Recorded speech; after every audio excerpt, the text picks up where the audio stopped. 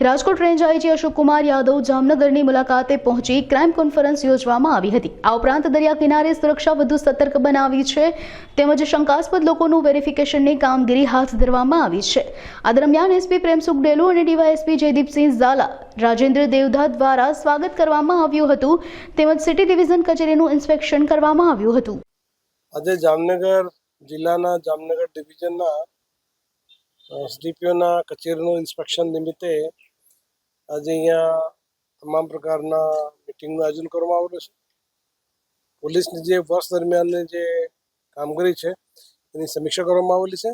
સાથે સાથે જે સરકારના અલગ અલગ જે સ્કીમો છે, તેરા તુજકો અર્પણ, વ્યાજની સ્કીમ હોય, લોન, આ તમામ પ્રકારના જે પબ્લિકને કેવી રીતે વધુ વધુ ફાયદો મળી શકે અને એક સારો સ્વસ્થ લો એન્ડ ઓર્ડર કેવી રીતે મેન્ટેન કરી શકાય એ તમામ મુદ્દા ઉપર આજે ચર્ચા કરવામાં આવેલી છે। જામનગર પોલીસ દ્વારા છેલ્લા 2 વર્ષ દરમિયાન ખૂબ સરસ કામગીરી કરવામાં આવેલી છે અને ભવિષ્યમાં પણ સારી કામગીરી કરવામાં આવે એવી અપેક્ષા રાખું છું।